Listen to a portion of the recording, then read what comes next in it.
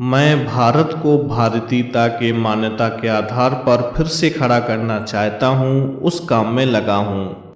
बात करते हैं भारत के महानायक राजीव दीक्षित जी के बारे में। राजीव दीक्षित जी एक भारतीय वैज्ञानिक, प्रखर वक्ता, विद्वान, महापुरुष और स्वदेशी के महान समर्थक थे। इनके स्वास्थ्य ज्ञान की वजह से लाखों करोड़ों लोगों का जीवन बदला और आज वे लोग एक खुशहाल जिंदगी जी रहे हैं। इसलिए वह सभी लोग इनको प्यार से राजीव भाई के नाम से भी बुलाते थे। राजीव दीक्षित जी कई सालों से बहुराष्ट्रीय कंपनियों के खिलाफ संघर्ष कर रहे थे।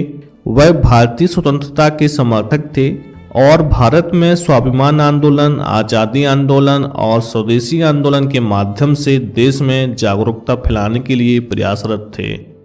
बात करते हैं उनके जन्म के बारे में। राजीव दीक्षित जी का जन्म उत्तर प्रदेश के अलीगढ़ जिले के अतरौली तहसील के नाह गांव में 30 नवंबर 1967 को हुआ था।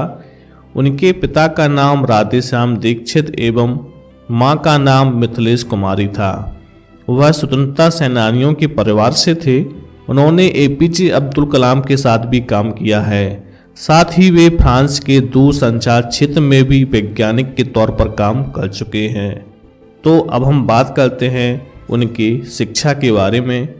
अपने पिता की देखरेख में उन्होंने फिरोजाबाद जिले के गांव में स्कूली शिक्षा प्राप्त की।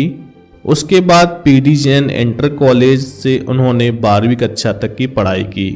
इलाहाबाद से बीटेक तथा भारतीय प्रौद्योगिकी संस्थान कानपुर से एमटेक की डिग्री प्राप्त की। राजीव जी ने कभी भी शादी नहीं की और उन्होंने हमेशा ब्रह्मचर्य का पालन किया। अब जान लेते हैं राजीव दीक्षित जी के कैरियर के बारे में। भारत में लगभग 800 बहुराष्ट्रीय कंपनियां हैं जो भारत में अपना प्रसार कर रही हैं। उस कंपनी के उत्पादों के लिए भारतीय कड़ी मेहनत करते हैं, लेकिन सभी उत्पाद उनके देश में भेज दिए जाते हैं। इसलिए दीक्षित जी ने स्वदेशी आंदोलन शुरू किया और भारतीयों से आग्रह किया कि वो स्वदेशी उत्पादों को अपनाएं। उन्होंने कोका कोला, पेप्सी, यूनिलीवर और कोलगेट जैसी कंपनी के खिलाफ लड़ाई लड़ी और पेप्सी और कोका कोला जैसी कोल्ड ड्रिंक में विषैला जहर होने की भी बात कही। इसके लिए उन्होंने लंबी लड़ाई भी लड़ी और ये साबित भी कर दिया कि इन पेय पदार्थों में विषैला पदार्थ मौजूद हैं। इन्हें पीना स्वास्थ्य के लिए हानिकारक है। उन्होंने अपने जीवन काल में कई ऐसे कार्य किए जो हमेशा यादगार रहेंगे।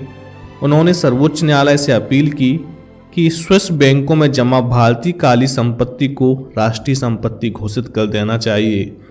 9 जनवरी 2009 को वह भारत के स्वाभिमान ट्रस्ट के सचिव बन गए थे। स्वदेशी में उनका अटल विश्वास था।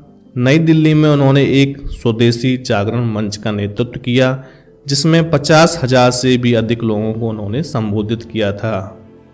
राजीव दीक्षित जी ने कई पुस्तकें लिखी और कई लेक्चर भी दिए, जिनका संग्रह सीडी, एसडी कार्ड जैसे इलेक्ट्रॉनिक मीडिया में संग्रहित है, जिन्हें विभिन्न ट्रस्टों के द्वारा प्रकाशित कराया गया है। उन्होंने स्वदेशी चिकित्सा, गौवंश पर आधारित कृषि, गौ माता, पंचगव्य चिकित्सा जैसी पुस्तकों की भी रचना की। अब बात करते हैं उनकी मृत्यु की। राजीव दीक्षित का निधन 30 नवंबर 2010 को छत्तीसगढ़ के भिलाई में दिल का दौरा पड़ने से हो गया था। तब इनकी उम्र मात्र 43 साल थी। उनकी याद में हरिद्वार में भारत स्वाभिमान बिल्डिंग का निर्माण हुआ, जिसका नाम राजीव भवन रखा गया।